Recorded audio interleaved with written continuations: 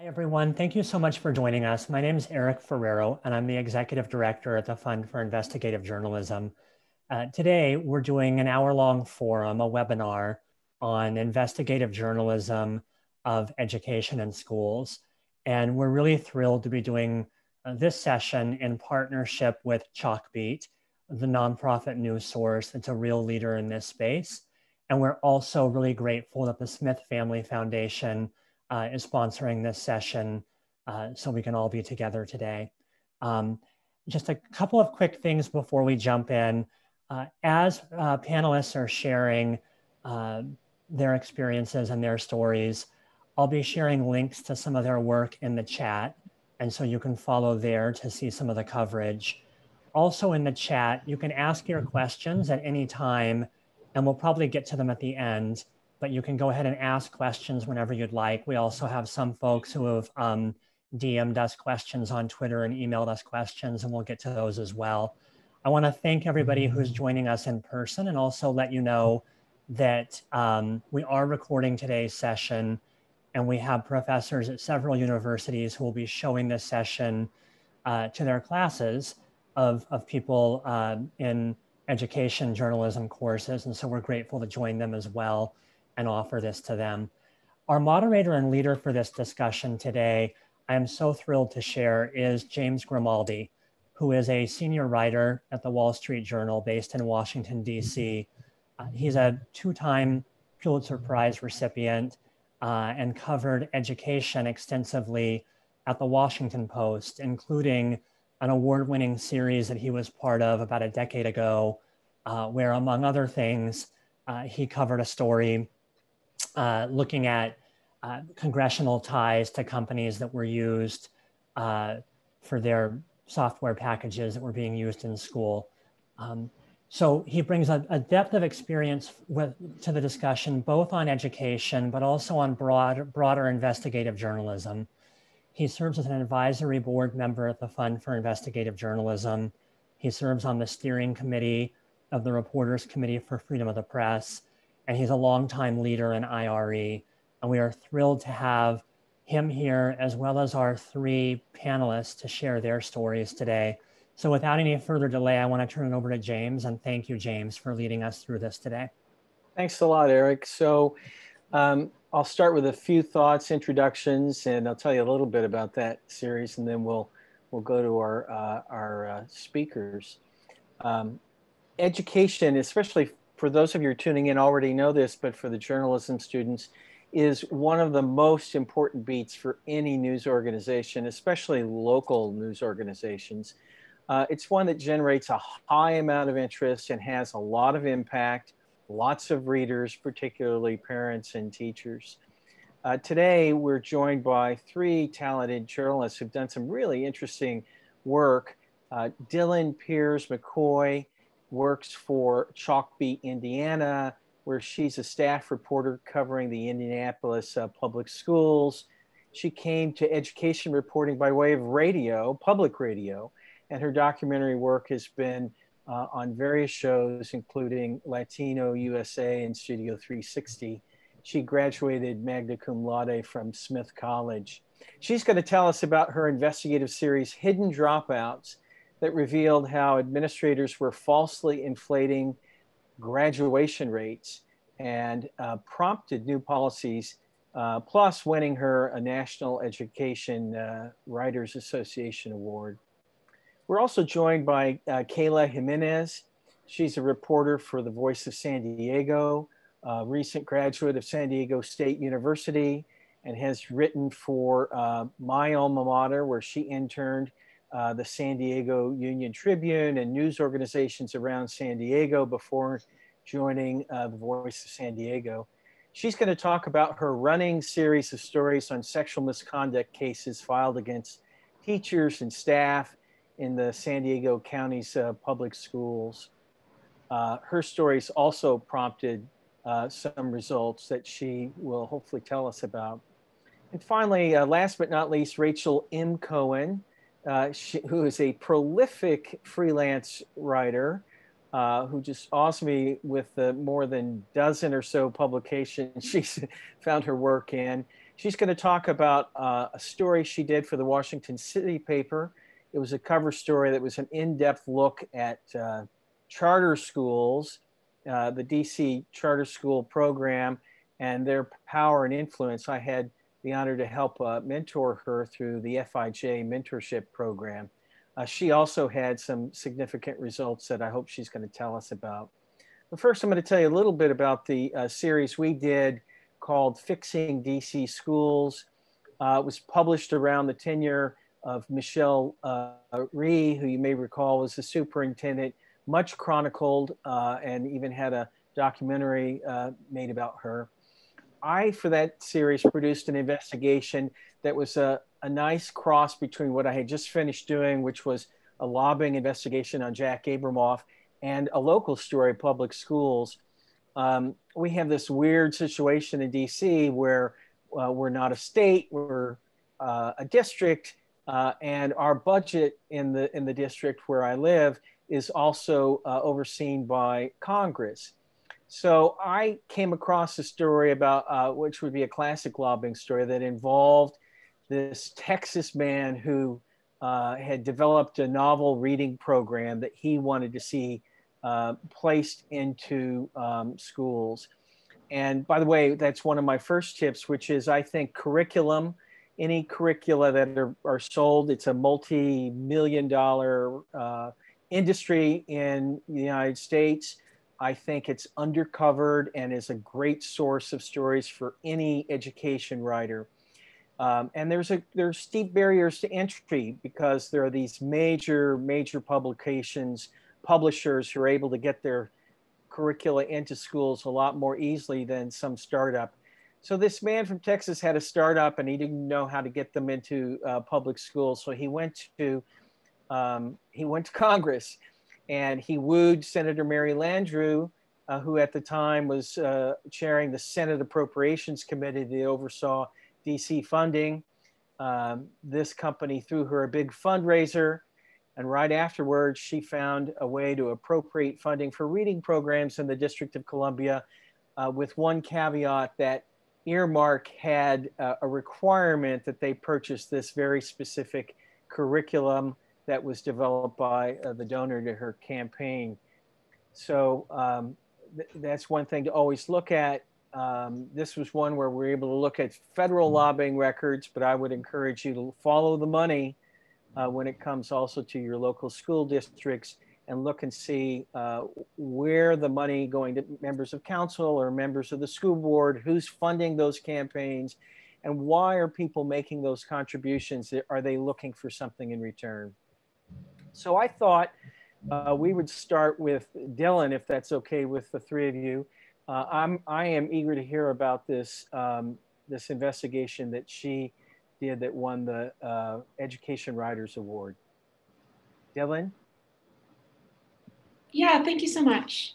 So this is an investigation that came out of beat reporting. We got a tip from a lawmaker actually who was upset about this.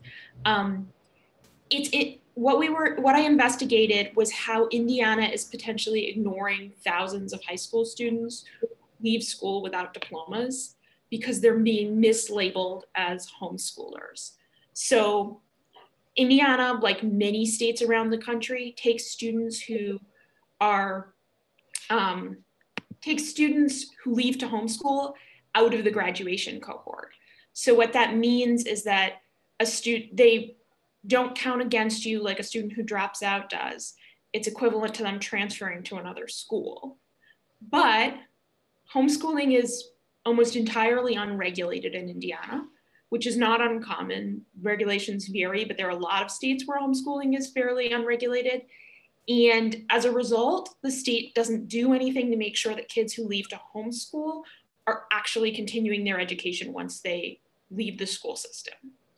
This creates this really big and easily exploited loophole where high schools can mark students as leaving to homeschool and they won't be counted as dropping out, but then the state does nothing to see whether their education continues and they might be the equivalent of dropping out. And so this all started because this lawmaker who was upset about this passed us a spreadsheet that showed how many kids in the graduating class were marked as leaving a homeschool, and it broke it down by school.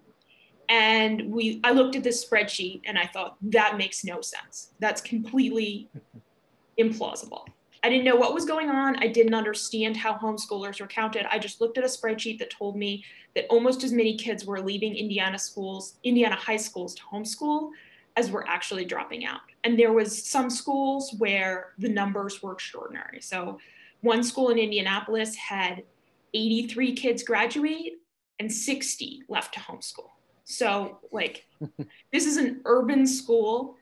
I know this school, I know the community around it. It's not like there's a huge Mennonite community or some other explanation that like would make this make sense to me. So I looked at this and I was like, I don't understand this. Like, I actually knew a lot of homeschoolers growing up, and they were more likely to enroll in high school when they'd been homeschooled younger than to leave high school to homeschool. So it's not that it never happens, but these numbers just seemed implausible. And then the investigation was answering the question of what's really going on here. Are these students actually leaving to homeschool? Is there some burst of interest in homeschooling I don't know about? Are they being mislabeled? And so I spent probably 6 months on this investigation. I'm a beat reporter. I was doing my job as a beat reporter at the same time. I think one reason why I love talking about this is like, I think this is the kind of investigation that is attainable for education reporters. You don't need to be like a dedicated investigative reporter. You can cover the superintendent search like I did and also cover this on the side. I got time to do enterprise work. Like, Chalkbeat gave me a lot of time for this story, which wouldn't have been possible if my editors weren't interested in it. But it is an achievable story to do. Hey, Dylan, if you don't mind, can I ask a question? Mm-hmm.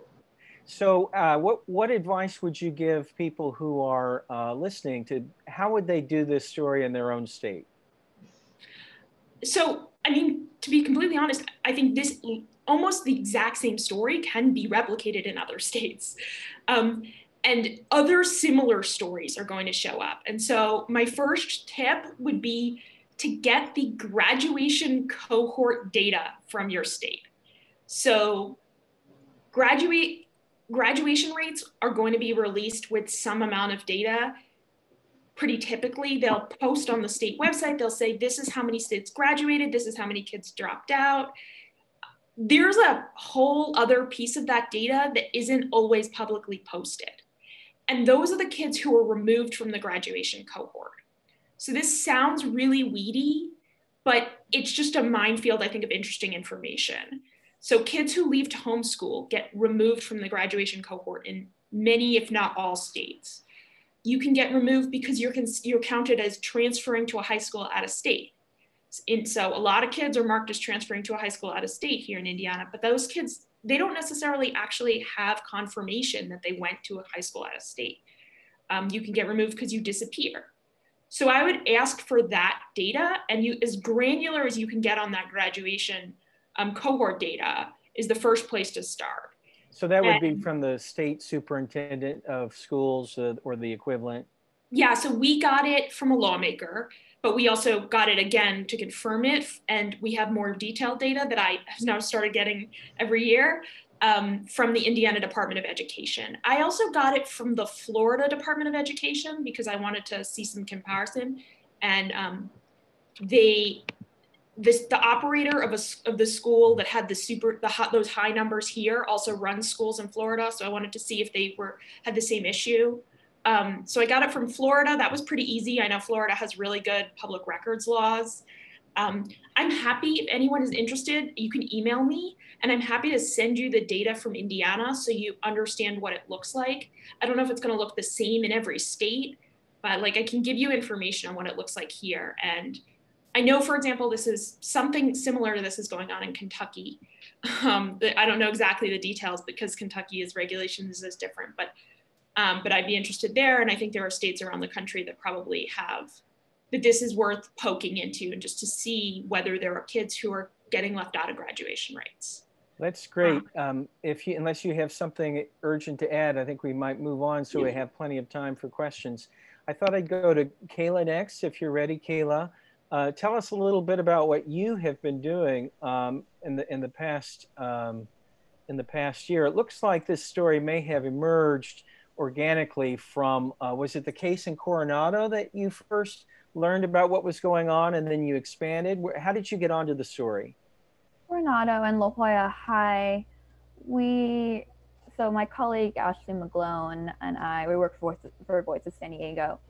Ashley had a woman come to her from La Jolla High School and tell her about an experience where she was groped by one of her teachers.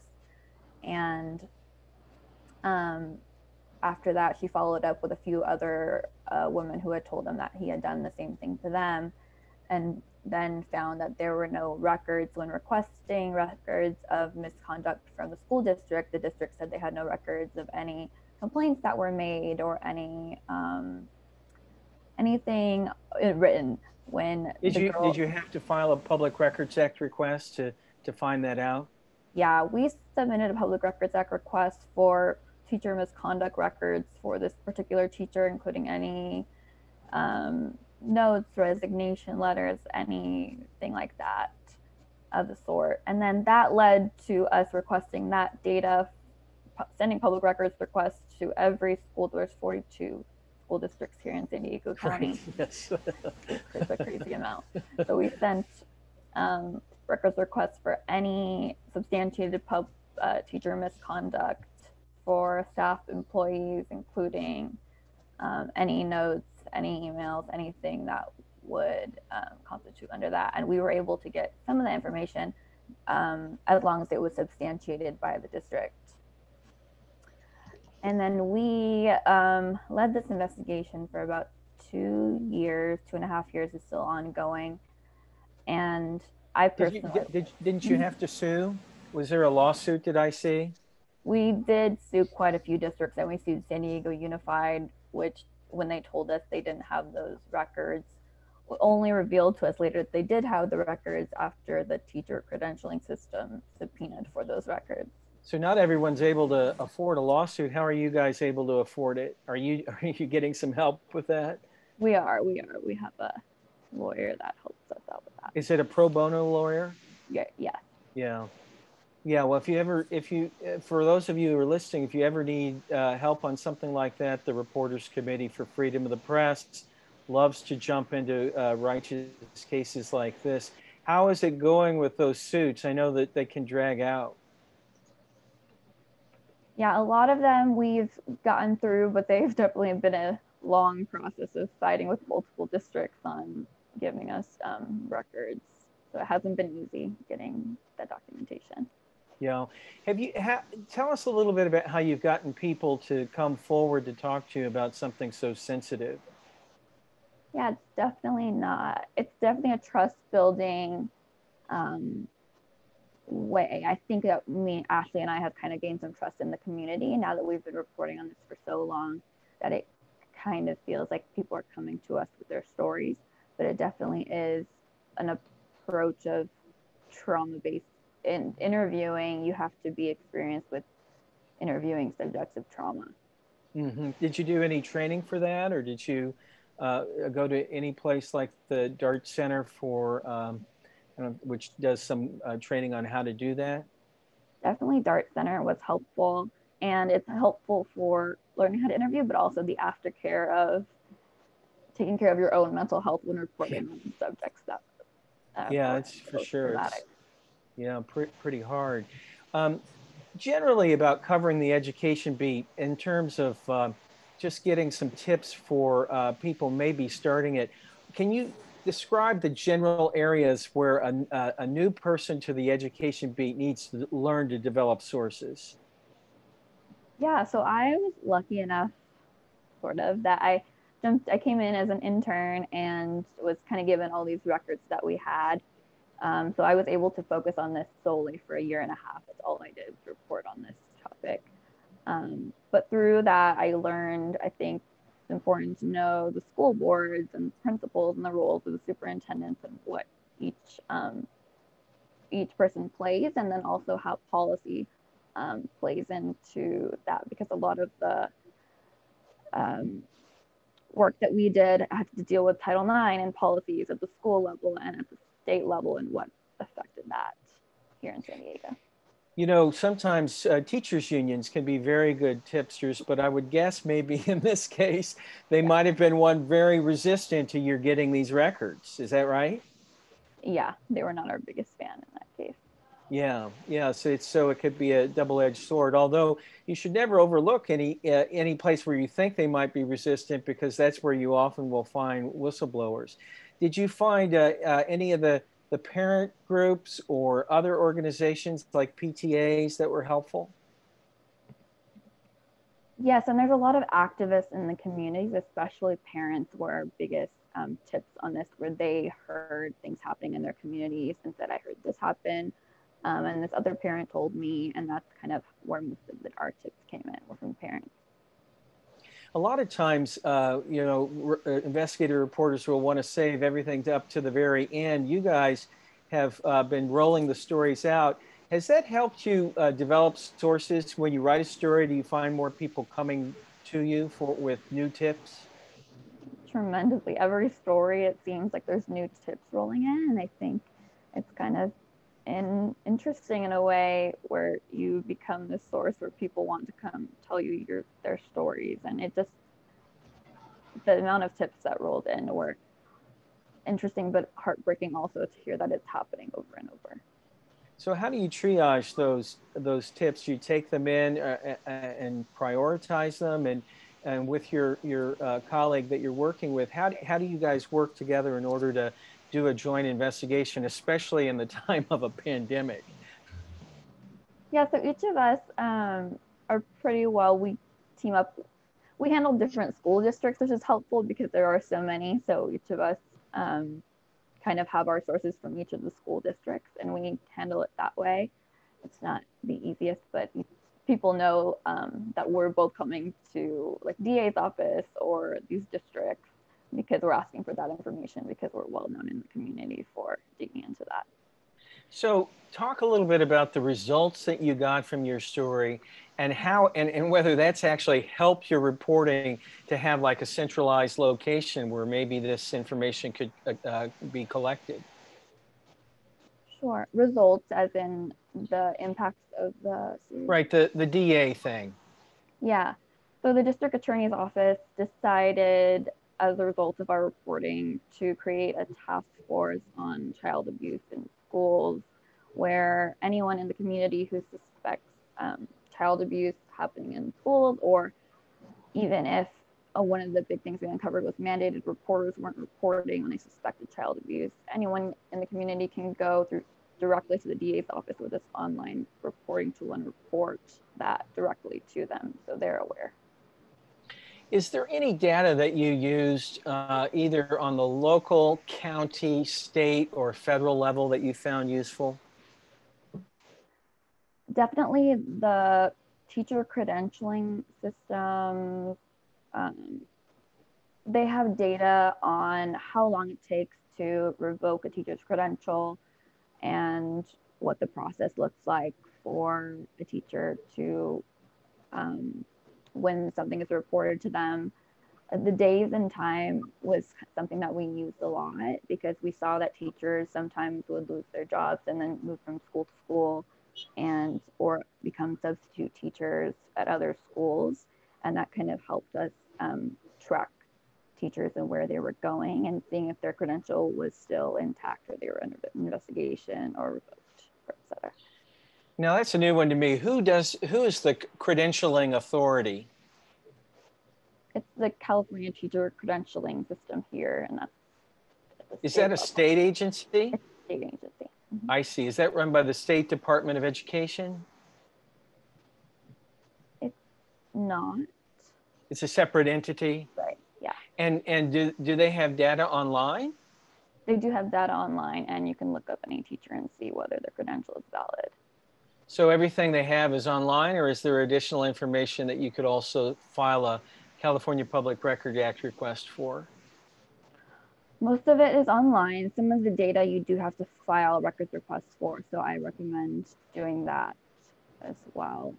Also for the number of cases that they have in their hands at the time to know if there's a backlog going on. We found that the state, when we reported a year ago, was dealing with the most misconduct cases they had ever dealt with. And that's something we got from the public records request.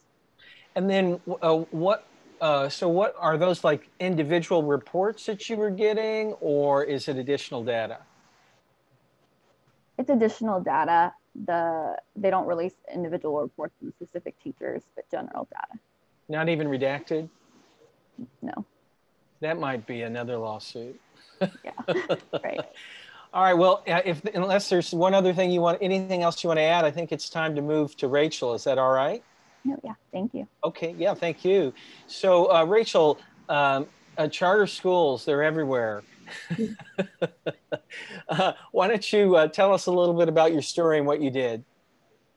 Yeah, sure. Although I guess if I may, I just wanted to also say something about investigative journalism, because this is something I thought a lot about when I was starting. I both sort of want to like encourage investigative journalism, but also demystify it, because I think we reporters tend to like put it in this fancy category, and you know, it's like, oh, I'm a journalist, but I don't, you know, investigative journalists do these fancy things. But I think if you're a journalist and you have reporting skills, the difference between an investigative story and a regular story is often the amount of time you have to do it, the amount of sort of rocks you can turn over, and ways to answer questions. But I just want to sort of stress that like the skills are not that different. Maybe you have a few more tools in your toolbox that you use to get at the questions that you want answered. But I think we have this idea of like an investigative journalist, often from like movies and stuff, is like this aggressive, often male sort of oriented figure who, you know, and I think, I know for me too, especially, like, I think that image can make a lot of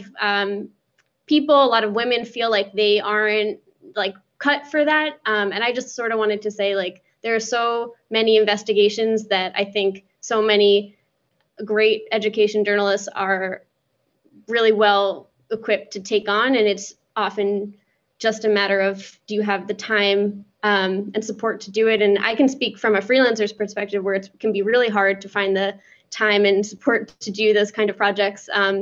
But yeah, so that's just my little spiel, which is like, I write regular articles, I write investigative articles, I sort of, and I think we all can do them. And so I would not feel like that it's in a category that anyone who is a good reporter can't access, because it's often just about opportunity to do it. So that's my spiel.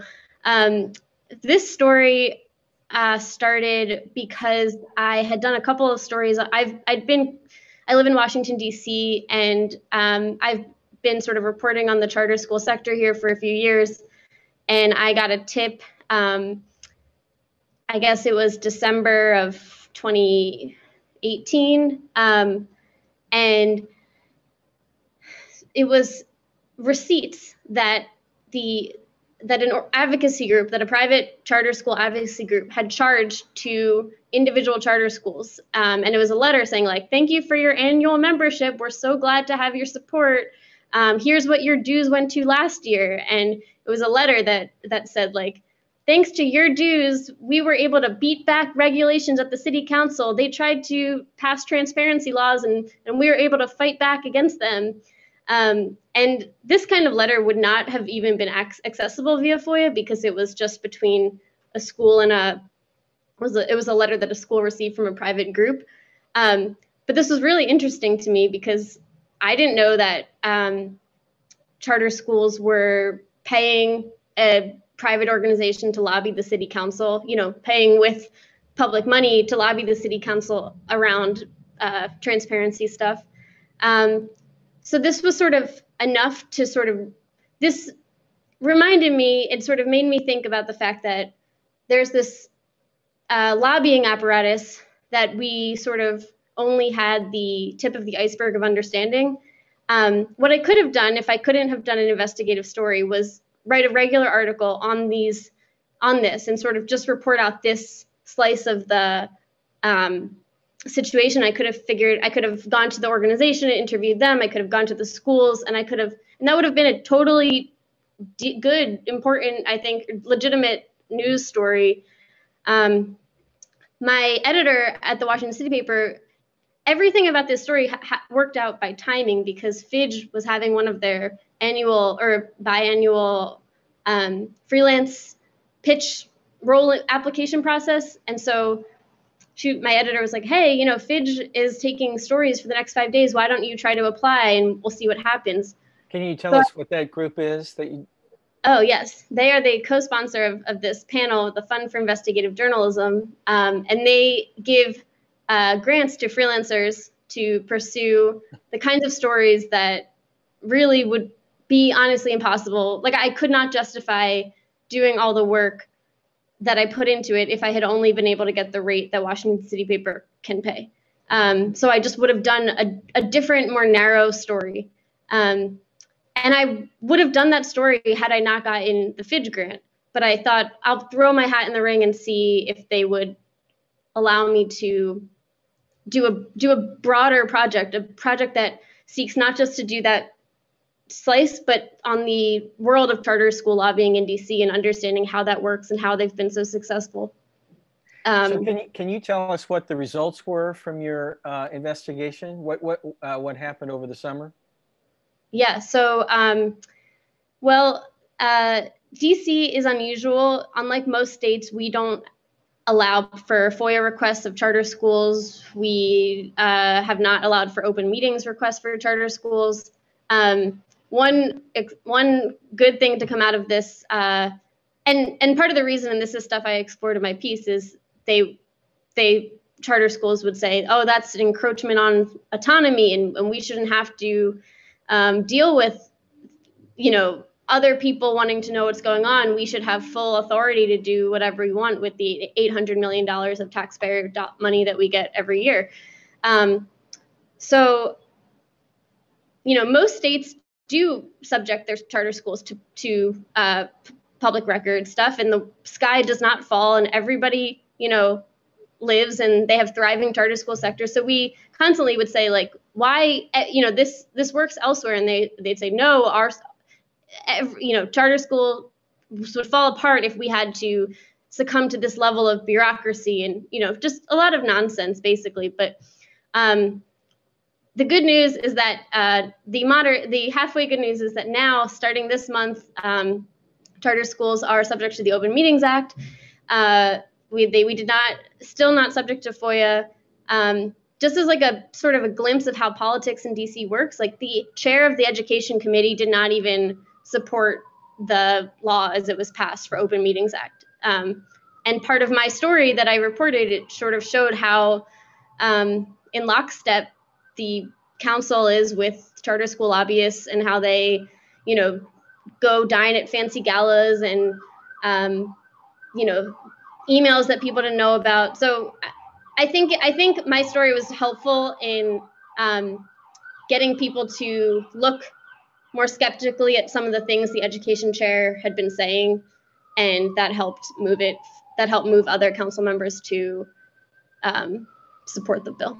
That's great. So I have one more question for you, Rachel, but before that, I want to remind people that we're going to take your questions from those of you who are watching.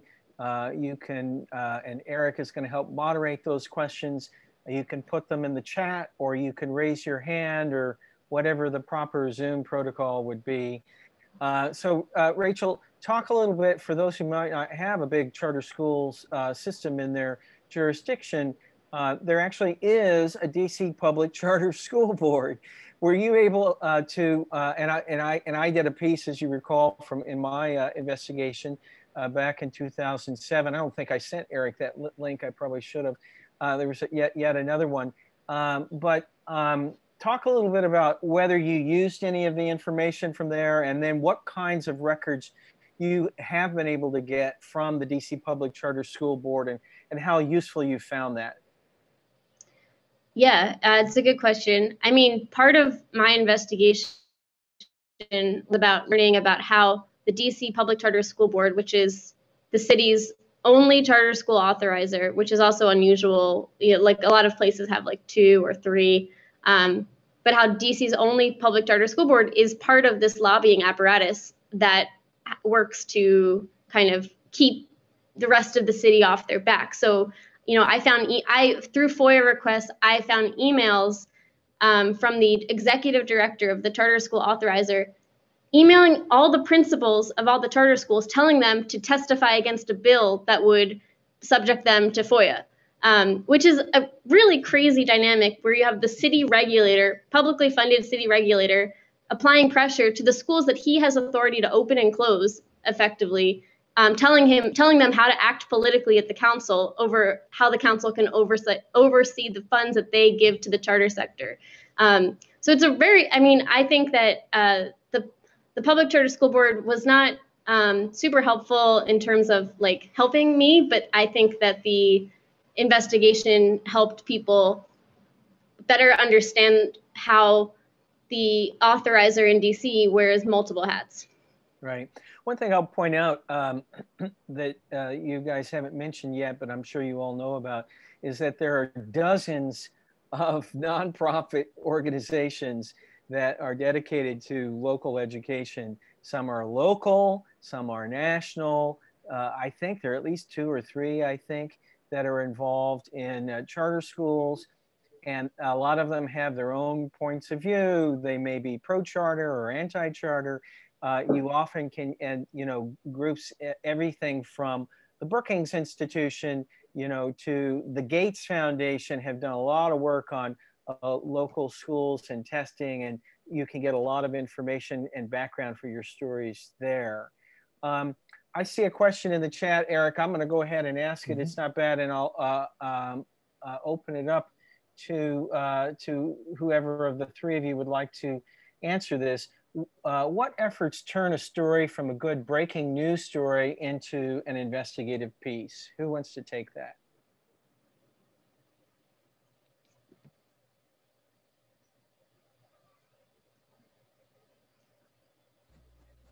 No, go ahead.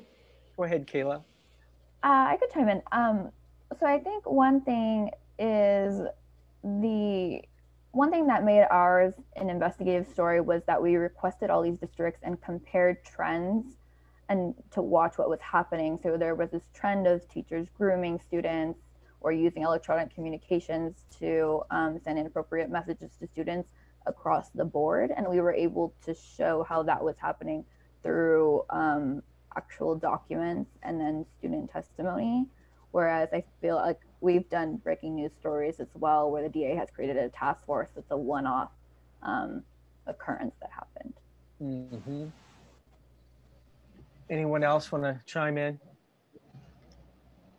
I would just say the way that I sort of think about it is like, if you have a longer time frame to do something, which investigative stories usually are longer, then you have a higher responsibility to sort of look at the issue at more angles. Whereas if you're doing a breaking news story, the audience, your readers, there's an expectation that it might be narrower, that you might not be able to. What you need to do a good breaking news story is important. It's just like more, the scope is more tailored, I think. So I see another question in the chat here. You mentioned following the money as an evergreen strategy for ed journos. Any ideas for following the money during COVID-19 times?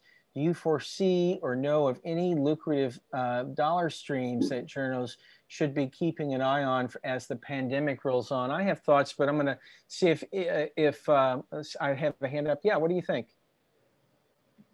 This is Dylan. Yeah, I just look at the contracts school districts have with providers of online courseware. I don't know how this works in other places, but in Indiana, there was already a prevalent system where school districts would have a contract with a company like Edmentum that will provide courseware. Sometimes they provide teachers, but sometimes the school districts provide the teachers. And I think those can be very lucrative. I haven't reported extensively on them. We've reported on virtual schools, but this is sort of an in-between thing where like a traditional public school district is buying a product and using that to provide online courses to kids. And I'm convinced that there's probably been just a rush towards all of those products at this time. And we should be looking at what those contrasts look like, who they're spending, what are they spending money on? Is it worthwhile? Like obviously school districts and schools are trying to fill a gap.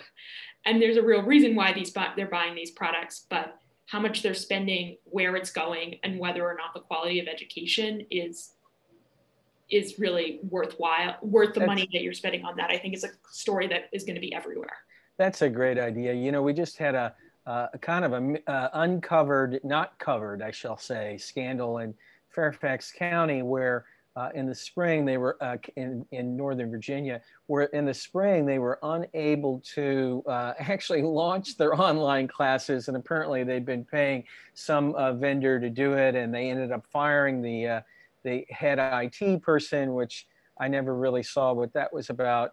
The local paper in Washington has become a national paper, and their resources are greatly diminished these days, but I think there'd be a great story there.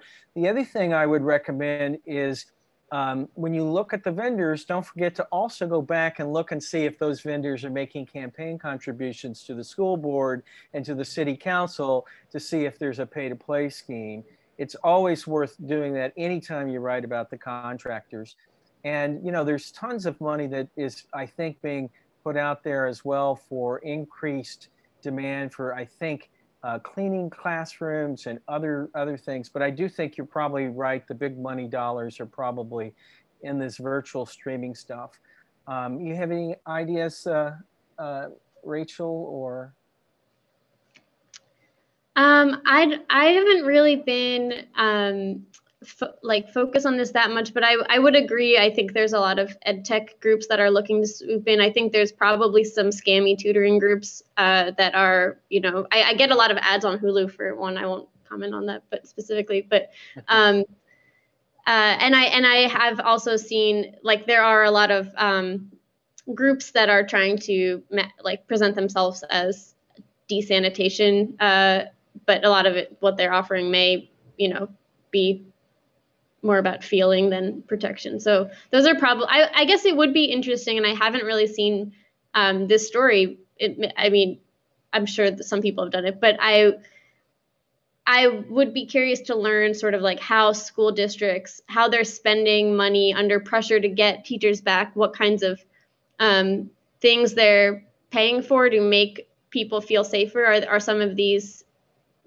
good investments, or some of these just sort of, you know, the best thing they could find in short notice? What kind of things are schools spending on to get teachers back? Eric, do you see any more questions? We had a question. One of the DMs that came over Twitter after we announced this webinar was about kind of wanting to discuss and look at the kind of racial disparity lens and the race equity lens in some of these education stories, and how in the coverage that you all are talking about, how that came up or how much you looked at that, and what tips you have for other reporters in the education space to lift that up. Ladies, do you have any thoughts on that?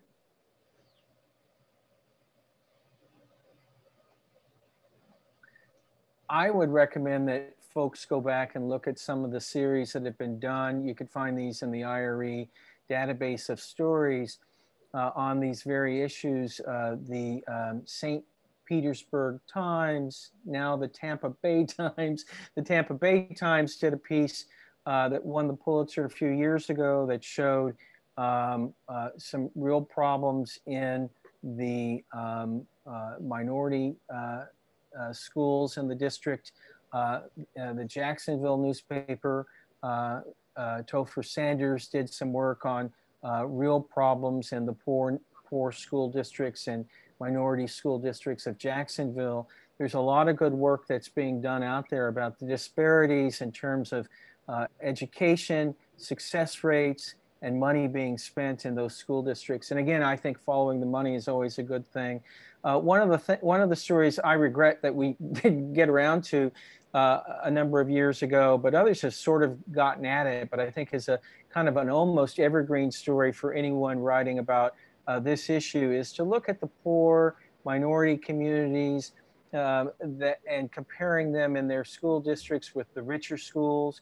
A lot of in the District of Columbia, in the poor, either Black or Hispanic neighborhoods, you'll find that the parents are unable to have big galas and fundraisers for their PTA, whereas the school districts that are in the richer areas can raise, $100,000 to provide additional resources for the schools, and which really produces an unlevel playing field in terms of school districts. And I don't know. I think there probably is a way around that. There's something that maybe even the city could do about regulating that.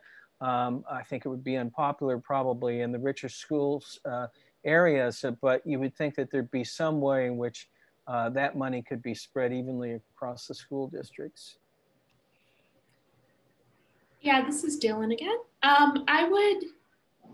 So this is a story I think that we have not covered well enough.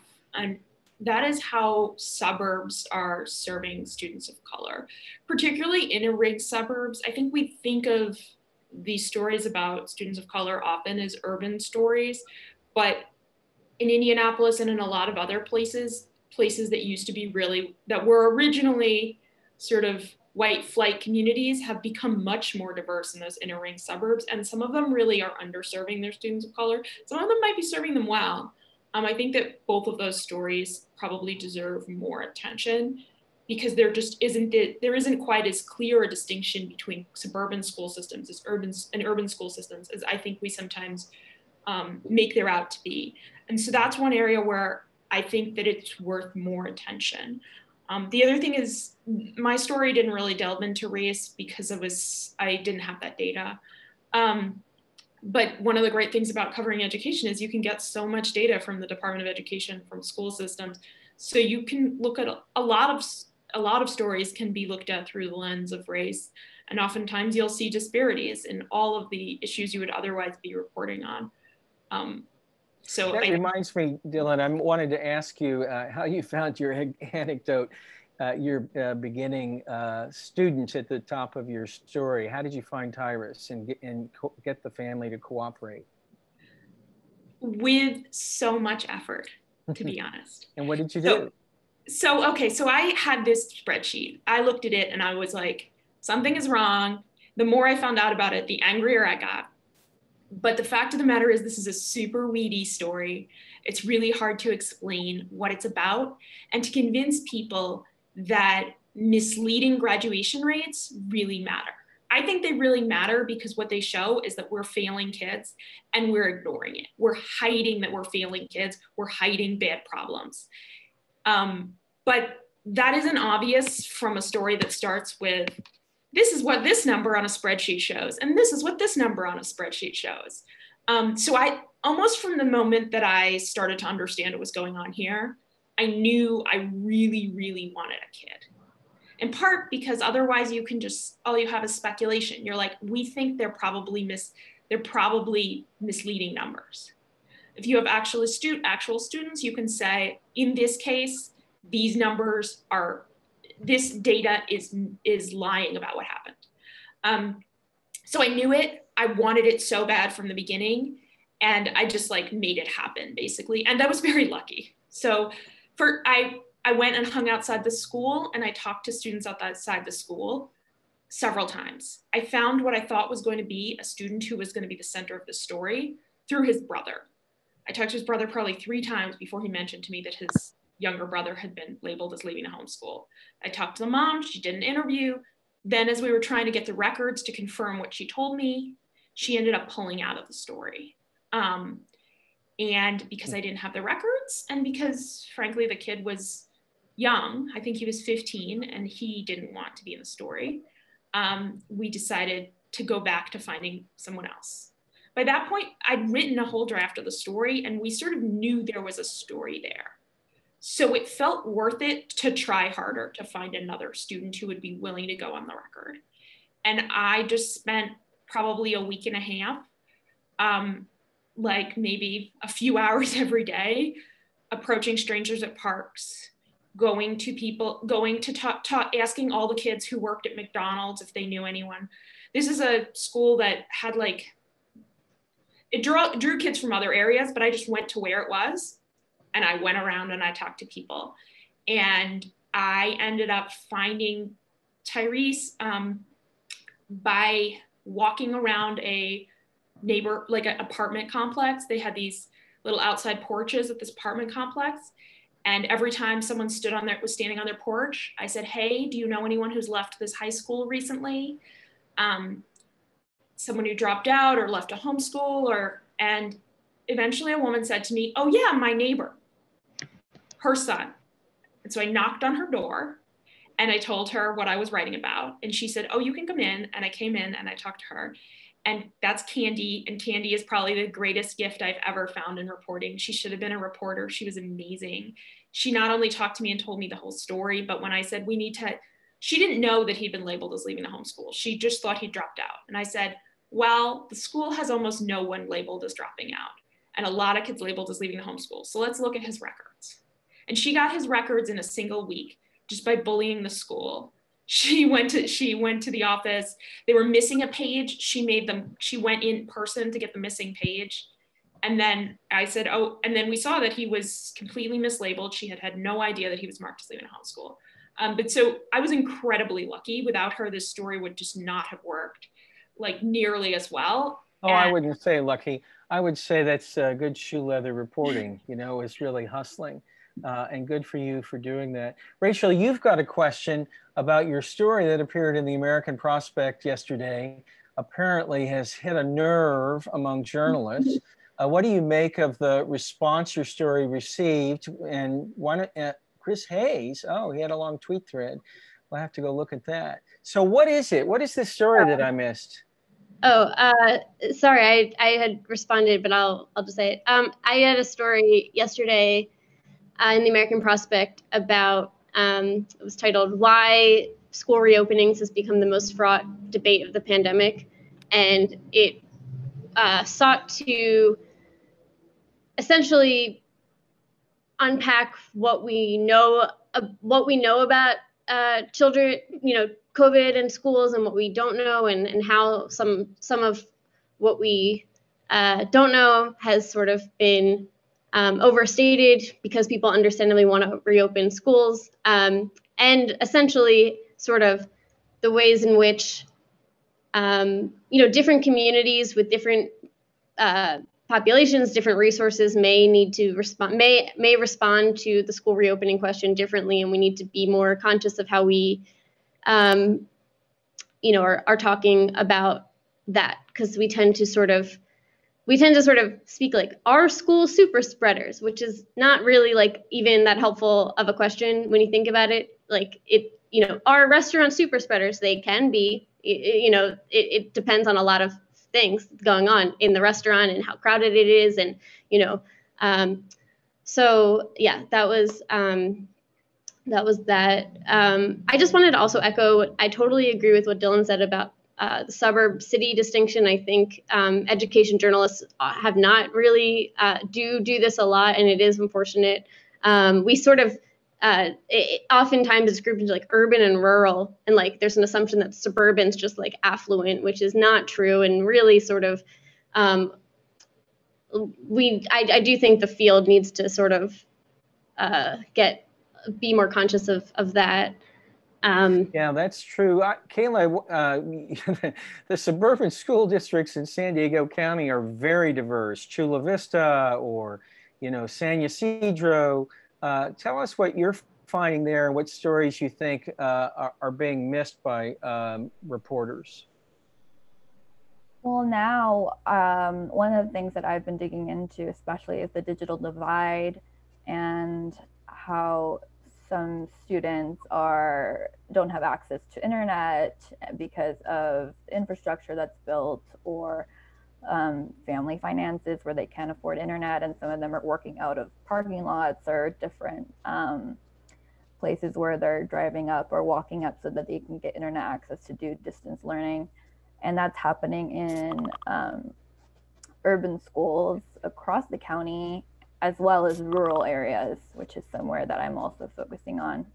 So I think that's a big story for people to capture, who it's affecting, especially Black and Latino students, and then also in the poorer school districts where they're not getting those resources or being overlooked because, and there are schools where people do have access, but those students who don't are being overlooked because they're not being prioritized.